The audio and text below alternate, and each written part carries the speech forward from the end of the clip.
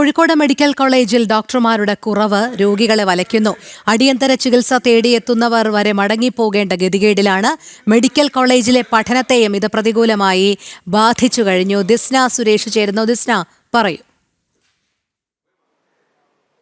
രോഹിണി, പ്രധാനമായും എടുത്തു പറയേണ്ടത് ഈ 11 ഡോക്ടർമാരെ ഉൾപ്പെടെ 20 പേരെയാണ് ഈ വയനാട്ടിലേക്ക് കഴിഞ്ഞ ജൂൺ 4-ന് മാറ്റിയത്. ഈ ദേശീയ മെഡിക്കൽ കമ്മീഷന്റെ ജോലി ക്രമീകരണ വ്യവസ്ഥയിൽ വിന്യസിക്കുക എന്നതായിരുന്നു. മെഡിക്കൽ കമ്മീഷൻ പരിശോധനയിൽ ഇത്തരത്തിൽ ആളുകളെ കാണിക്കുക എന്നൊരു ലക്ഷ്യമായിരുന്നു അവർക്കുണ്ടായിരുന്നത്. പക്ഷെ ആ പരിശോധനയൊക്കെ കഴിഞ്ഞിട്ടും ഈ ആളുകളെ വീണ്ടും സ്ഥലം മാറ്റിയ അതായത് അവരുടെ ആശുപത്രിയിലേക്ക് തന്നെ മാറ്റുന്നില്ല എന്നൊരു ആരോപണമാണ് ഉയർന്നു വന്നിട്ടുള്ളത്. പ്രധാനമായും എടുത്തു പറയേണ്ടത് ഈ കാസർഗോഡ്, വയനാട് തുടങ്ങിയ സ്ഥലങ്ങളിലേക്കാണ് ഇത്തരത്തിൽ ഡോക്ടർമാർക്ക് സ്ഥലം മാറ്റം ഉണ്ടായത്.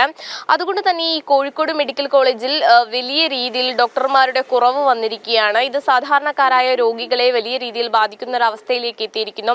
പ്രത്യേകിച്ച് ജനറൽ മെഡിസിനിലൊക്കെ തന്നെയും വലിയ രീതിയിലുള്ള ഒരു ഡോക്ടർമാരുടെ കുറവുണ്ടാവുന്നു. അപ്പോൾ PG ഡോക്ടർമാർ തന്നെ ഇവരെ പരിശോധിക്കേണ്ട ഒരു അവസ്ഥ വരുന്നു. കഴിഞ്ഞ ദിവസമാണ് PG ഡോക്ടർമാരുടെ നേതൃത്വത്തിൽ വലിയ രീതിയിലുള്ള ഒരു പ്രൊട്ടസ്റ്റ് ഒക്കെ തന്നെയും നമ്മൾ കണ്ടതാണ് രോഹിണി.